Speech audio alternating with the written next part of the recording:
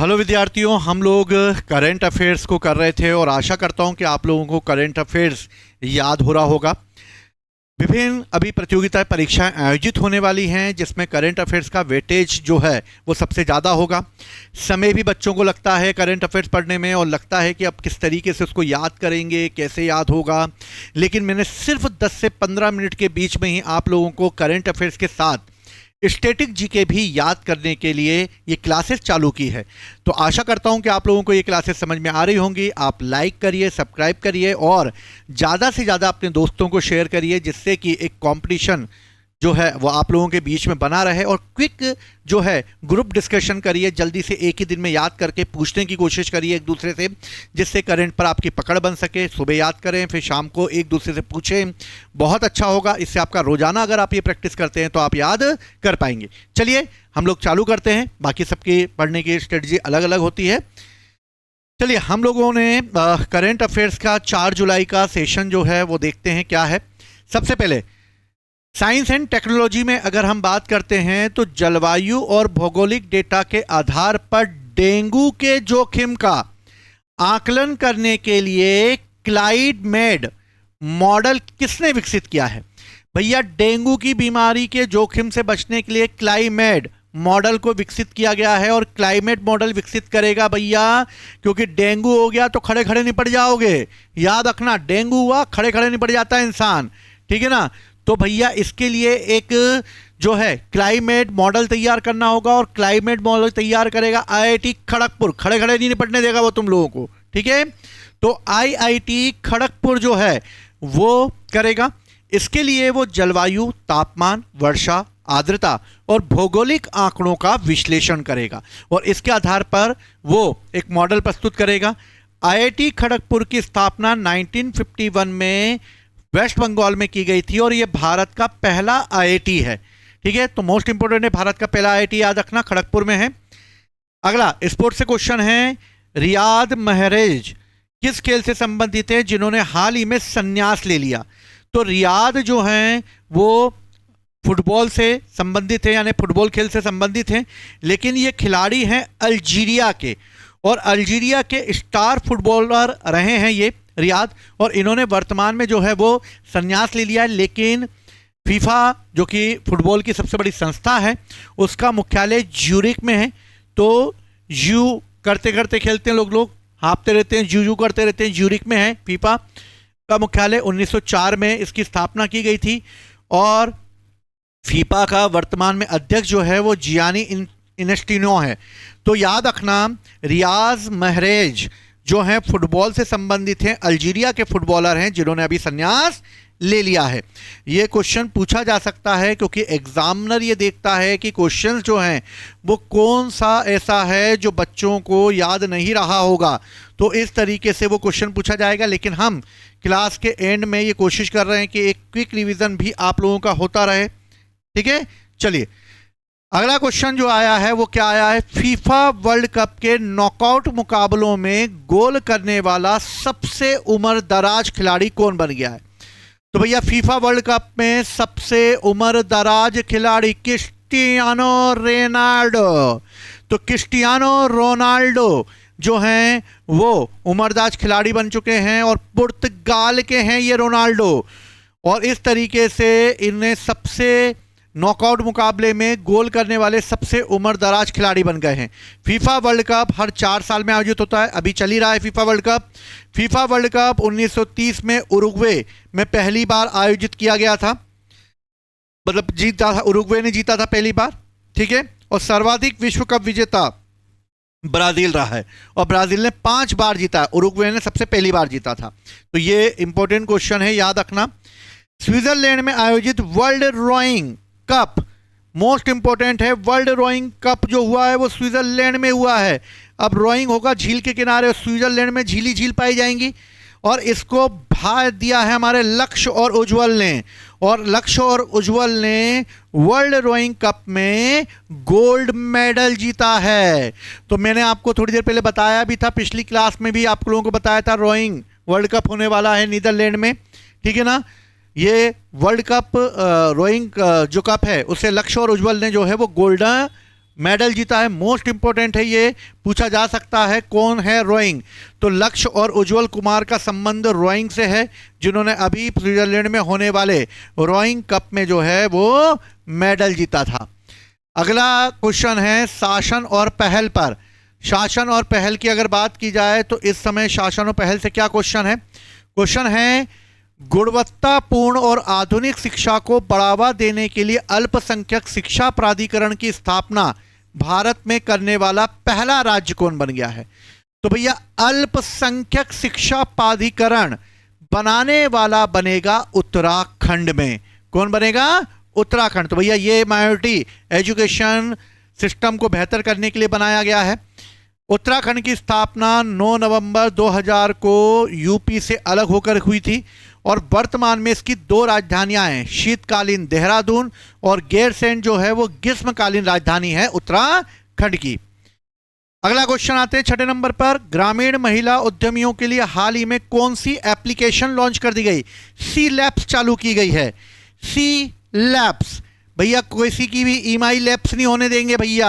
महिला उद्यमियों को भैया एप्लीकेशन दे दी गई है सी लैब्स। और 8 मार्च को अंतर्राष्ट्रीय महिला दिवस मनाया जाता है, सबको पता है। महिला एवं बाल विकास मंत्रालय 2006 में आया था। महिला एवं बाल विकास, महिला को 3 अंक, बाल विकास को 3 अंक, तीनों 3 हो जाता है 6, तो 2006 में आया था। प्रधानमंत्री मुद्रा योजना प्रारंभ की गई है 2015 में। 15 का नोट ही नहीं आता, इसलिए मुद्रा योजना चालू की गई है। 10 का आता है, 20 का आता है, 30 का आता है, 15 का नोट ही नहीं आता, तो मुद्रा योजना 2015 में चालू की गई है। तो प्रधानमंत्री मुद्रा योजना याद रखना 2015 में। अगला क्वेश्चन, जमीन के सर्वे और सीमांकन के लिए टेक्नोलॉजी आधारित digi rover special land survey campaign आयोजित किया गया है। भैया जमीन का सर्वे करवाना पड़ेगा क्योंकि बहुत जमीन है यूपियों के पास और बाहुबलियों के पास बहुत जमीन होती है, इसलिए बाहुबलियों के सीमांकन के लिए digi rover special land survey campaign बनाया जाएगा। क्योंकि सबसे ज़्यादा लोकसभा सीटें भी यूपी के पास हैं, इसलिए देखना पड़ेगा भैया कि इस सर्वे के तहत किस किस के पास ज़मीनें हैं। तो ये सर्वे करवाएगा कौन? यूपी करवाएगा। ठीक है। सी लैब्स महिलाओं उद्यमियों के लिए लाई गई है एक एप्लीकेशन। चलिए आगे बढ़ते हैं। अगला क्या है? पर्यावरण से रिलेटेड है। पर्यावरण से रिलेटेड क्या है? किस राज्य ने स्थित बोरजुली वेटलैंड, भैया बोरजुली, एजुली, बोरजुली जंगली धान के संरक्षण के लिए बायोडायवर्सिटी हेरिटेज साइट घोषित की है? भैया बोरजुली वेटलैंड। वेटलैंड है यानी कि एक दलदली क्षेत्र है, बोरजुली है। बोरजुली, बोरजुली यानी लग रहा है ना कि असम वेस्ट बंगाल का टग होगा, तो भैया ये बोरजुली वेटलैंड जो है वो असम में है। बोर नहीं होंगे हम असम में जाकर, इसलिए बोरजुली में है। बोरजुली में जैव विविधता अधिनियम 2002 में आया था और इसका मुख्यालय चेन्नई में स्थित है। सम्मेलन की बात करते हैं। दूसरा राष्ट्रीय समुद्री भोजन कौशल ओलंपियाड 2026। समुद्री भोजन आया तो समुद्र के किनारे वाला ही कोई ना कोई होगा, तो भैया ये समुद्र के किनारे कोच्चि है और कोच्चि यानी केरल में समुद्री भोजन कौशल के लिए है। समुद्री खाद्य प्रसंस्करण उद्योग में कौशल विकास, रोजगार और आधुनिक तकनीकों को बढ़ावा देने के लिए लाया गया था। ठीक है, 1972 में। याद रख लेना, समुद्री भोजन कौशल ओलंपियाड 2026 समुद्र के किनारे ही होगा, यानी कि ये कहाँ पर होगा? कोच्चि में होगा। ठीक है, तो ये याद रख लेना, मोस्ट इंपॉर्टेंट है, कोई दिक्कत वाली बात ही नहीं है आप लोगों के लिए। याद हो ही रहा होगा आप लोगों को बेहतर तरीके से, किसी को कोई दिक्कत? चलो आगे बढ़ते हैं। अब नियुक्तियों पे आते हैं हम लोग। नियुक्तियां क्या क्या हैं? तो नियुक्तियों की अगर बात की जाए तो नियुक्तियों में सबसे पहले हमारे पास क्या क्या आया? हिंदुस्तान कॉपर लिमिटेड SCL का नया अध्यक्ष और नया CMD किसे नियुक्त किया गया है? तो हिंदुस्तान कॉपर लिमिटेड के हैं अनुपम मिश्रा। तो भैया कॉपर जो है ना वो एकदम कॉपर, मान लो एक मिश्री टाइप की है, कॉपर मिश्री टाइप की निकल रही है, तो मिश्रा जी बनाए गए हैं। अनुपम मिश्री टाइप की बनाई गई है कॉपर, तो कॉपर के टुकड़े हैं मिश्री जैसे। ठीक है, तो मिश्रा जी को बनाया गया कॉपर के। ठीक है, तो हिंदुस्तान कॉपर लिमिटेड 1967 में, यानी कि मिश्रा जी बने 67 ईयर्स के, इसको 1967 में किया गया है। कोलकाता में है ये कॉपर लिमिटेड, क्योंकि यहां पर मोस्ट इंपोर्टेंट है कॉपर लिमिटेड, याद रखना। भारतीय वायुसेना के दक्षिणी वायु कमान का प्रमुख किसे बनाया गया है? भैया जस्ट दक्षिण से अभी आया हूं मैं, घूम फिर के आया भैया, उत्तर उत्तर तो सब गुन लिया, जस्ट दक्षिण से आया हूं मैं अभी, ठीक है। तो भारतीय वायुसेना के प्रमुख कौन हैं? तो अमरप्रीत हैं, ठीक है। उप प्रमुख भी मैंने पिछली क्लास में आप लोगों को बताया था, कौन था? आशुतोष दीक्षित थे, ये उप प्रमुख हैं। और दक्षिणी कमान का किसे प्रमुख बनाया गया? जस अभी आया है वो, जसवीर सिंह को, जस अभी आया है, जसवीर को बनाया गया है। चलो, तो भारतीय वायुसेना का 8 अक्टूबर पर अकड़ जाएंगे वायु में जाकर, ठीक है ना। नभ स्पृशम दीप्तम नई दिल्ली में है। भारतीय सेना के दक्षिणी कमान का भी प्रमुख बना दिया भैया, भारतीय सेना का भी दक्षिण से कौन आया? तो भैया राजेश पुष्कर जी आए हैं, पुश कर दिया उनको दक्षिण की ओर हमने, तो पुष्कर जी आए हैं, राजेंद्र पुष्कर, तो पुश कराया हमने दक्षिण की ओर उनको, ठीक है, दक्षिणी कमान के, तो पुश कर दिया दक्षिण की ओर। तो भारतीय सेना का प्रमुख कौन है? तो अभी बनाए गए हैं 31वें नंबर के धीरज सेठ को बनाया गया है, ठीक है। उप प्रमुख भी मैंने पिछली क्लास में तुम्हें पढ़ाया होगा, कौन है इसके? तो संदीप जैन है इसके, ठीक है, पढ़ाया था मैंने। और दक्षिणी कमान का किसको बना दिया गया? राजेश को बना दिया गया है, तो राजेश दक्षिणी कमान के हो गए मोस्ट इंपॉर्टेंट, ठीक है। चलिए, तो याद मेरे ख्याल से हो रहा होगा आप लोगों को, कमेंट्स जरूर करिएगा, कमेंट्स करेंगे तभी मुझे लगेगा कि हाँ आप लोगों को बेहतर जो है करंट अफेयर्स में करा पा रहा हूं, ठीक है। चलिए, महत्वपूर्ण दिवस पे आ जाते हैं, लास्ट क्वेश्चन बचा है आज का, ठीक है, फिर दिन भर आप लोग पढ़ाई करिए। महत्वपूर्ण दिवस, अंतर्राष्ट्रीय सहकारिता दिवस भैया, सहकारिता, सहकारिता यानी कि corporative, international day of corporative 2026 कब मनाया गया? तो ये हर वर्ष के जुलाई के प्रथम शनिवार को मनाया जाता है, ठीक है। तो जुलाई के प्रथम शनिवार को ही हम कॉर्पोरेट करेंगे लोगों के साथ। कॉर्पोरेट कितने लोगों के साथ करना है? 4 लोगों के साथ करना है। 4 जुलाई को कॉर्पोरेटिव बनाया जाएगा, ठीक है। मैंने प्लास्टिक का भी बताया था तुम लोगों को, 3 जुलाई को मनाया जाता है, ठीक है, याद रखना सब।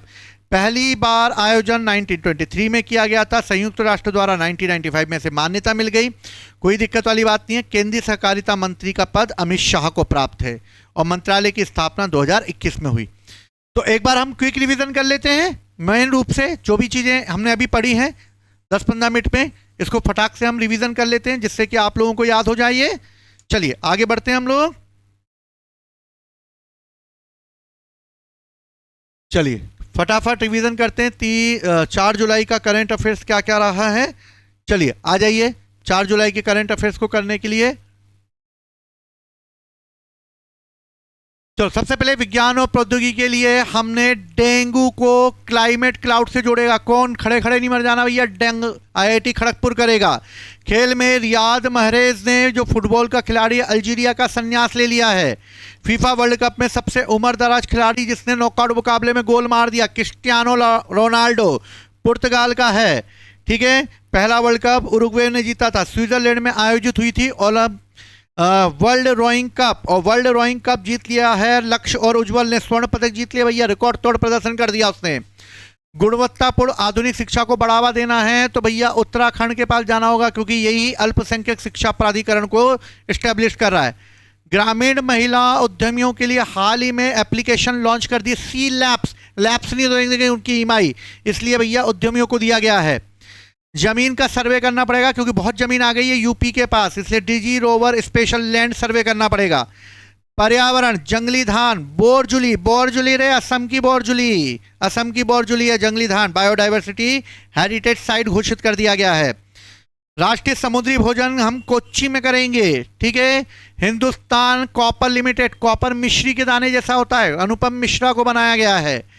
भारतीय सेना के दक्षिणी, जस दक्षिण से आया है जसवीर, और भारतीय सेना वायुसेना के जसवीर और भारतीय सेना के दक्षिणी कमान का राजेश को पुश कर दिया हमने दक्षिण की ओर, पुष्कर हो गए हैं।